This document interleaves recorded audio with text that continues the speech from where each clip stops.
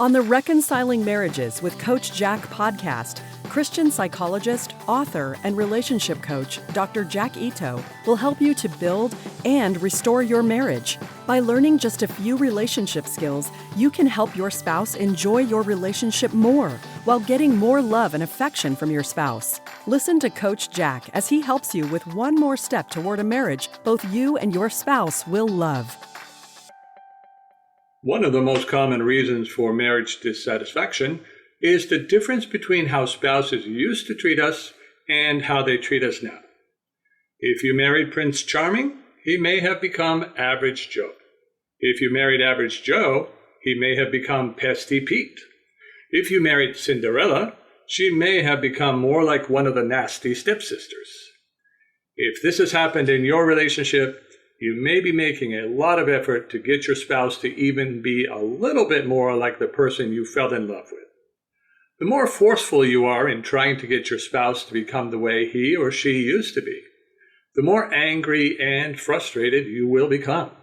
And the more angry and frustrated you become, the worse your spouse will become.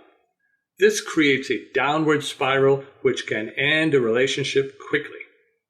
For 28 years now, I've been helping people to motivate their spouses in ways that lead to ever-increasing improvement rather than rapid decline. Because my specialty is reconciling relationships when one spouse is often preparing for divorce, I need to help people to learn how to turn things around in a relatively short period of time. The goals of my coaching for reconciliation are to help people to motivate their spouses to do three types of things. First, to motivate their spouses to continue their marriages. Secondly, to help people to motivate their spouses to increase the amount of emotional and physical intimacy in their marriage. And thirdly, to help people to motivate their spouses to stop damaging behaviors such as verbal abuse, addictions, affairs, and disrespect. Knowing how to do this is no more technical than knowing how to do a business startup, or to learn to play a sport, or how to speak another language. However, just like learning those things, the right skills and practice make the difference between being very successful, somewhat successful, or not successful at all. I always tell my clients that the ability to improve their relationship and reconcile depends almost entirely on what they do, and not on what their spouse does. People who insist that they are not the ones who need to make changes are resistant to learning new skills and don't practice ones that they learn. They most often have the mistaken notion that the best way to get a spouse to change is to send them to counseling or to take them to couples counseling to be changed by the therapist. This couldn't be further from the truth. Counselors can't help people to change in ways that they don't already want to change. If you take a reluctant spouse to counseling to be changed, your relationship will become more divided. The same is true for coaching. If you get your spouse to get coaching, they will not be motivated to have the outcome my skills will provide, such as more intimacy in their relationship. They won't listen well and won't practice skills. They will then use their lack of success as evidence that coaching will not work. People sometimes attend counseling for years, enjoying the support they get in counseling, but never once making any of the changes suggested by the counselor for improving their life. If I have a client who insists they do not need to change, I refer them to counseling where they can be validated for their victim status without having any pressure to do anything about it. Besides sending spouses to get help, another common attempt people make to change their spouse is to use coercive behaviors such as criticizing, arguing, and nagging. Coercion can result in short-term compliance. If you can badger your spouse enough, then your spouse will make just enough change to get you off of his or her back. However, that temporary and partial change comes at the cost of creating more distance in your relationship. When that happens, you will have to criticize, argue, or nag even more to get the same level of compliance, further damaging your relationship. The end result of badgering your spouse into making these partial and temporary changes is to severely damage your relationship. If you have become like this, the only thing that may motivate you to stop is when your spouse decides to leave you. Many of the people I work with get just such a surprising wake-up call after years of neglecting and damaging their relationships. Preventing such marriage destruction is the main reason I wrote my book, Overcome Neediness and Get the Love You Want. Damaging behaviors and needy behaviors are one in the same because they are motivated by fear and selfishness rather than by love. You might be surprised to find that two other approaches to marriage building are also very damaging. These are 1, being nice, and 2, being submissive. If we have a loving and caring spouse, then these are great ways to behave. But in that situation, behaving this way is not an attempt to get your spouse to improve. If your marriage does not need improvement, then certainly be nice to each other and submit to each other. That is a good Christian marriage. As methods of creating improvement, however, these two methods, being nice and being submissive, will work in only one situation. That is when your spouse also wants to improve your relationship. Coaches who advocate the submission approach are not going to be very helpful in reconciling situations where a spouse will no longer respond positively to such behavior. If your spouse is not motivated to reconcile or change any of their negative behaviors, being nice or submitting to them does nothing to motivate them either to reconcile or to change their behavior.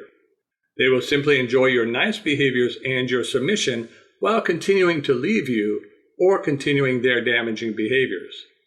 They will become used to that.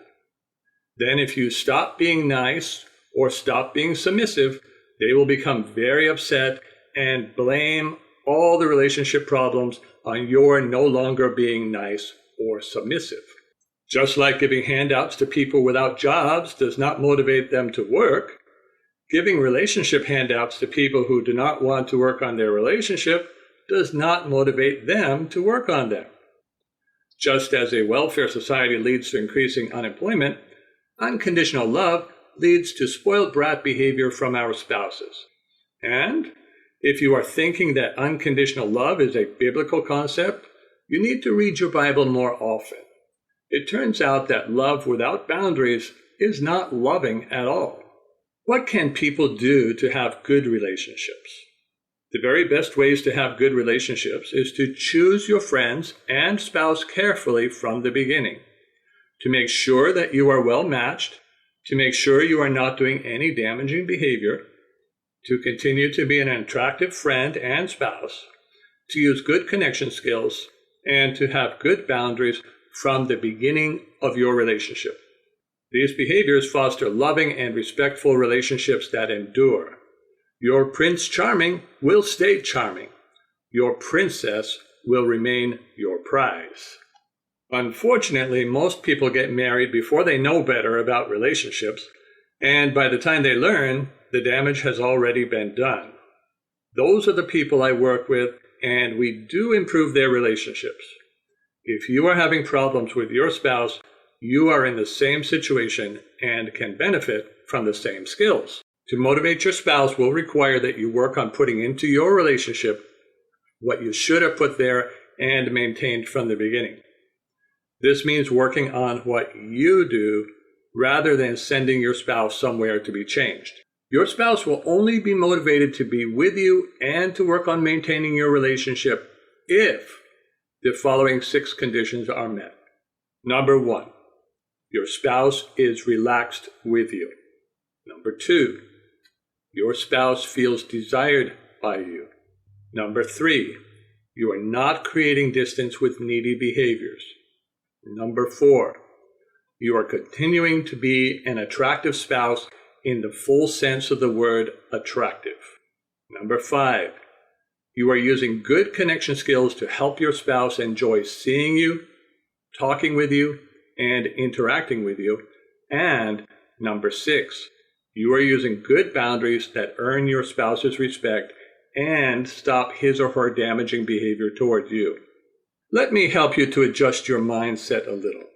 Let's imagine for a moment that your spouse was wanting to motivate you to behave better toward him or her. That is, your spouse was wanting to get more love and attention from you. Have you got that image in your mind? Imagine your spouse was wanting to get more love and attention from you. Okay. Now, do you think your spouse sending you to therapy to be fixed would do the trick? Or how about your spouse criticizing, complaining, and arguing with you about how bad you are as a spouse? Would that really create in you feelings of love for your spouse and the desire to give your spouse more attention?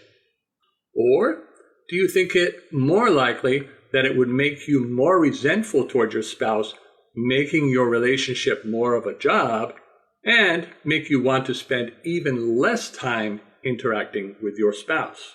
Now, how about if instead your spouse consistently behaved in a relaxed and friendly way with you, behaved like the attractive person that you first married, made you feel desirable and attractive, used good connection skills with you, and used good boundaries with you to earn your respect? Although you might not like the boundaries, I bet you would desire your spouse much more and want to spend more time together. The boundaries would help to make sure that you didn't mistreat your spouse, but you really wouldn't mind them so much because you would once again have a wonderful spouse. People don't really want a spouse who just lets them do whatever. That would make them feel like their spouse just doesn't care anymore. It would be like parents who just let their kids do whatever, no matter how bad it was. That might make them feel free, but it sure wouldn't make them feel loved. At the same time, people don't want a spouse who is critical and controlling. Micromanaging your spouse, like micromanaging your kids, will result in relationship avoidance rather than relationship improvement.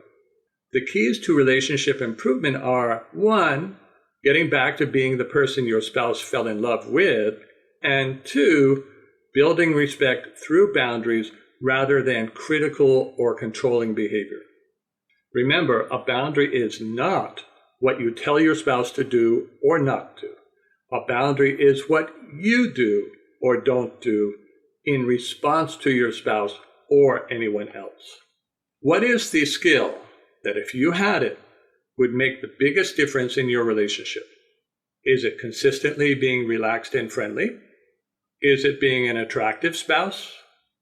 Is it using good connection skills? Or is it using good boundaries?